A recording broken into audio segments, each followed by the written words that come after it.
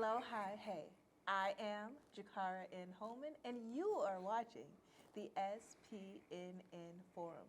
Today, we are meeting with the gentlemen of the Police and Black Men Project.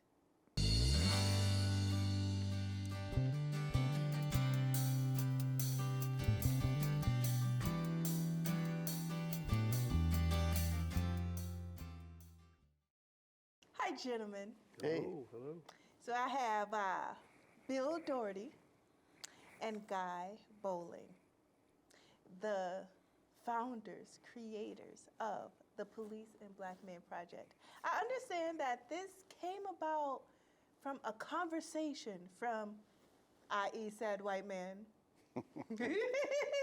Bill Doherty, and i.e. said black man, Guy Bowling here. Mm-hmm. Tell me about this conversation. And when did it take place? Like, we're getting right into it. Yeah, no problem at all. First of all, thanks for having us. Yeah. It all came about probably around, I think, 2016-ish or so. Bill and I were colleagues. Okay. He had partnered with the organization I was overseeing, working with fathers, low-income fathers, called the Father Project. Uh-huh. And we had been working together at that time, I think almost a decade, doing some work together with University of Minnesota and the organization I was overseeing in the program. But he just happened to be in the neighborhood one day and just stopped by to say hello. We were situated on Lake Street, and he just come in to say hello. And he asked me how I was doing, because I hadn't seen him in a while. And I was like, I'm not doing too good. He was like, well, why? And I was like, well, there's been another killing of an armed black man, and I don't know what to do. And it was outrage. I was fatigued, because at that time there had been many before that, Traylon and Jamar Clark and Freddie Gray. I mean, just a number across the country. So it was really making me feel just so depressed about what I can do. And so I shared with him the most recent one that had just happened right before he stopped by. Just happened to be Philando Castile. Philando Castile, yes, in St. Yeah. Anthony. And that was the one that kind of took me over the edge, because at that time I could kind of understand, not saying it was justified, but some of the other situations where black men got killed, something happened, but I didn't understand how Philando lost his life, and he seemed to have done everything right. Right. And he still lost his life. So I said to him, we got to do something. I don't know what that is. And so he and I talked about what would that look like, and then I'll let him take it from there. Yes. Yeah, and Philando was killed about half a mile from where I live. Wow. Okay, so that was real to me. And sometimes in life, it just the happenstance. I just was in the neighborhood, and so I didn't go there with the intention that we're going to create something, right? Yeah. But so just stopped in, and so this way of working, this kind of model I called, I was teaching at the University of Minnesota, doing a lot of community engagement work, and Guy said, is there anything in this approach we call the families and democracy approach that might apply to the relationship between police and the black community? And I was like, oh, that's interesting. Because the normal way the police were doing community relations was holding public meetings. Yeah, okay. Where the officers, the leaders are up there kind of, I say, with a mask on, okay, thank you. And then people get up to the mic, and some people are mad, and nothing much happens, right? Promises get made. Or they do more informal things, go to a school classroom or something, give a presentation. But not a meaningful connection. Right. Not a meaningful connection. And so what we had learned to do is to have really relationships, build relationships between people, professionals, community members, and then see what evolves out of that. As opposed to you go in like with somebody on top and the other person to learn from, or to go in with a program, but just go in and start building relationships and then see what the group wants to do. That's the approach, okay? And so when Guy said, do you think that approach might be applied here? I went, that's interesting. So that's how it got started.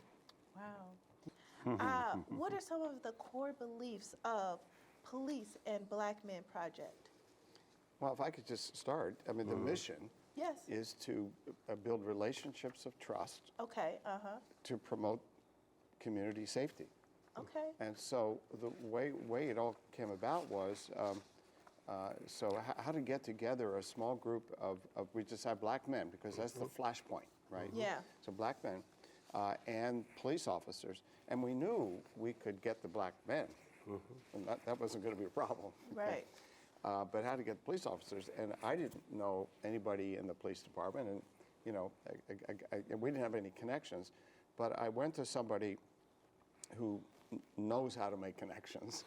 And and they told me to start with the police union, Okay. because the front officers trust the union.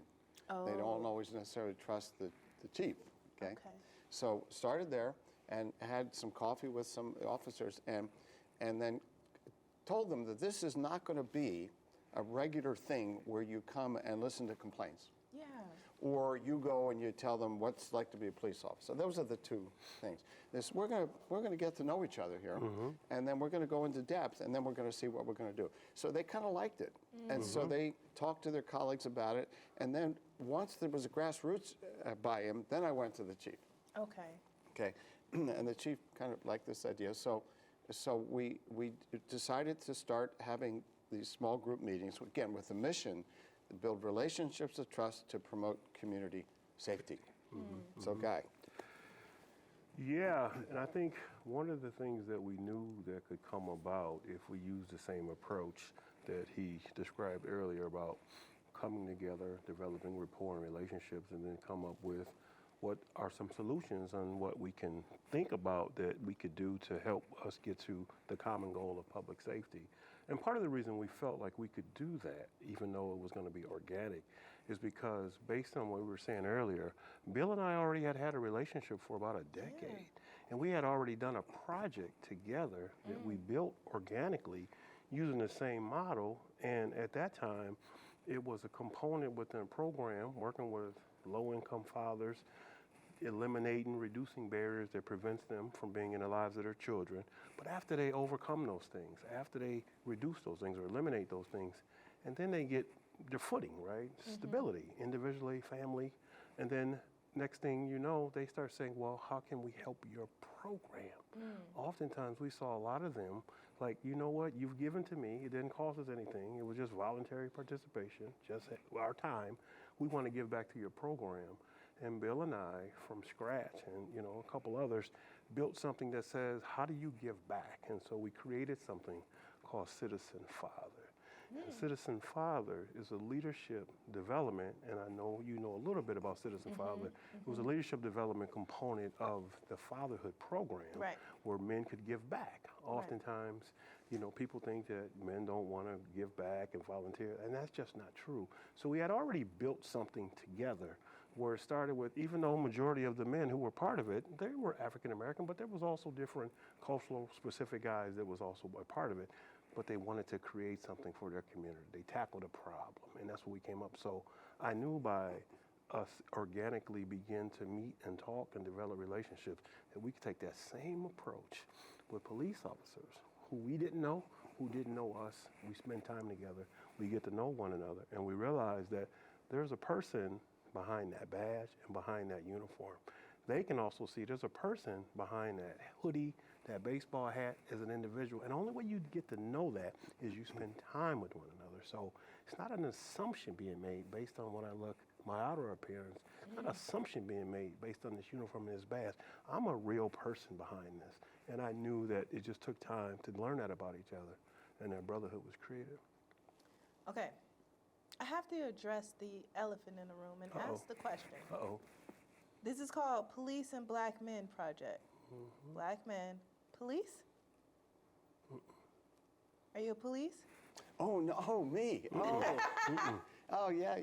So I'm the facilitator. Okay, yes, say that. So Let us know. I my role, I'm neither of those, which is why I can do my role. Come on. 100%. Okay. And so we got one black officer and 5 or 6 white officers. So there's white guys in the room. I'm a white guy. Okay, surprise to the audience here. And I'm neither a black man nor an officer, so I can facilitate. Yes.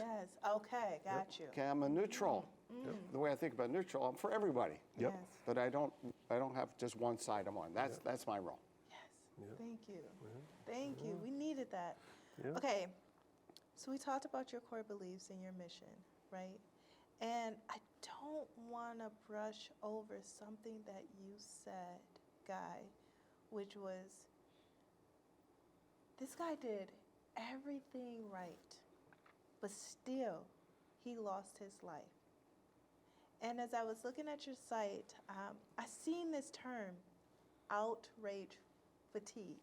Yes. Facilitator. Yes. Man who sees themselves reflected in the man that just Yes. lost his life. Yeah. Right? Tell me about outrage fatigue, how it affects you both. Yeah, and I think he just happened to stop by immediately after that happened. And Yeah. so I was wrestling with that, Yeah. grappling with that. Because why? Because the work that I was doing, I was working within the Twin Cities, but also some sites outside of the Twin Cities. The predominantly segment of the population that I was working with were black men that were coming through our location within the Twin Cities. And also at the time, I was a father of a black male, right? And I'm connected to black males, right? And so I was like, at any given time, it could be any one of them that this could happen to. And so when it happened, I just took me over the top in terms of how did this happen? This guy wasn't seemed to be anything. We come to find out later as we begin to talk to the police officers, because what we've learned in working with them, their tactics, their strategies, their policies, how they de-escalate, how they escalate, how they even feel when stuff like this happens, as opposed to what the narrative seems to be, is that nope, I had no other choice other than to use lethal. We got to know them, because as we got an opportunity to know them, more unarmed black men got killed, not only here, because George Floyd happened later, the biggest one in the history of our civilization in terms of the largest protest. But at the same time, there was other ones going on throughout the country, and we was able to process that together with them. We got a chance to see their side of it, even not only just the white police officers, the black police officers who was playing dual roles. I'm a cop and I'm black. So of course I care about black men, but at the same time I'm a cop, and so I gotta, go in between those two. So for me, I just didn't have any solution, none whatsoever, until, and I think, and I'm gonna just use this term, the universe or divine intervention had him stop by the office, and first thing that popped in my head, we have to do something. Yes. Can we use what we've done in the past, the model that gets us to know one another? Can we apply that to something in working with MPD to see if we can create something? Welcome back to SPNN Forum. I'm your host, Jiccarra N. Hollman, and we're talking with the Police and Black Men Project. We have the great Guy Bowling with us and the amazing facilitator like no other, Bill Doherty, who just learned today that he's not a black man. Part of what we learned is the police have their own fatigue. Yeah, okay, Yeah. say that. That these guys are trying to do what's best. Many of them choose to be in a precinct where they're promoting safety in the black community. And then one of the colleagues goes and does something really, really stupid. Okay? Sometimes the officer panics, like the Fernando Castillo panicked. And so it frustrates them. Okay? It frustrates them. And they also, they see their unit, the Minneapolis Police Department, was not the St. Anthony Police Department, but they get, or something happens in Georgia, and then everyone's Everybody upset get with them, blamed. okay? And so we heard them tell their stories of being branded, One of the breakthroughs in this work, see, I'll tell you what we did in the early meetings. Everybody got 5 minutes, uninterrupted, to talk about their own early experiences with police officers. For black men. And then the next one, early experience with black men. And then with white men. Everybody go, I had my timer and we went around and after each person talked and told their story, we kind of responded to it. So we told our stories. And in that, you become human to each other, okay? And the officers never tried to defend the bad experiences that the guys in the group had. And the black men in the group, the community members, could hear some stories of being called. I remember one story.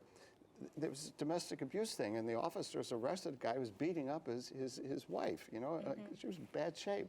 He's driving this guy to the station, and the guy's calling him a racist. And the officer was white, and the officers, he didn't say anything. He was thinking, I just saved a black woman, okay? And I'm a racist now, So a big breakthrough came when we realized that there are similar stereotypes of black men and police officers, okay? They're violent, think about it, undereducated, unemployed. They come from broken homes, you don't want to be around them, they're dangerous, Wow, it was like, whoa, that was a moment. And they dislike us. Yeah. On both sides. Yeah, right. So unlikable, dangerous characters, right? Not trustworthy. It was like, whoa, everybody in here is getting branded with some negative stereotypes that are actually fairly similar. Wow. Whoa, wow is right. That was quite a moment. There was a point in time in which I lived, maybe about 2016, 2017. I lived in St. Louis Park. I did a ride along with a St. Louis Park police officer who's actually a sheriff now, Shante Ford. And I wanted to become a police cadet because I'm military, so I was actually being, recruited. Military, we're recruited to become police cadets. And I remember wanting to join and submitting, the application. And I remember it was either August 9th, it was around the 18th through the 20th, 18th, 19th, or 20th, when the application was due for this police cadet program. And the day prior to the application being due is the day in which the verdict was given for the Philando Castile murder. Oh, okay. Oh, the innocent. Yes. Okay. Not guilty. And that's when I withdrew. Yeah. Because I thought, oh, heck no. We are about to go to war. Yeah. Literally, that's what I thought. I was literally supposed to put in my application, and I was like, my community is about to go to war. Because I was already facing, because I know this is what we face as black folks in the military and police force. Our family are saying that you're two-faced, you are, what did they say? You're a, I cannot think of the term, sellout. You're a sellout, my family has their own experiences with, jail and prison systems. So they're like, don't be the oppressor, but in that instance, I was feeling that fatigue, outrage, because I was like, joining the police force at this time, there is really nothing I can do to save us, because I felt like I was just going to be one black woman in a white man's police force. So tell me, to others that feel that same feelings that I have, what does a safe community even look like? What does it even feel like? First, coming to the understanding of hearing what you just said, processing that information and validating those feelings, right? I could think about when I first got involved in wanting to bridge the gap between black men and police. A lot of my community were like you, like, why would you want to do that? Exactly. Right? And I also got from community leaders, it's like, it's not about changing hearts and minds, because that's where I'm coming from, thinking that one person at a time. Part of the reason I felt it could work, because in the work that I've done for the last 35 years is change people's minds on what they think about when they think about African American fathers. And they're not deadbeat. They're dead broke. So I've been advocating for them for a long time, changing that narrative, right? So that fight has been real for me. So when folks would say that to me, why would you want to do anything like that? Because it's not about the individuals, it's the institution itself. But I also believe, although that may be true, although historically that's how it was set up, although there's structural pieces to it, but I still believe in what we've been able to accomplish in working with sergeants, lieutenants, inspectors, chiefs, that it takes one of them to be a champion amongst the others. Now, I may not change the whole system initially, but it can change at a small portion of people, one individual at a time. And we've seen that happen.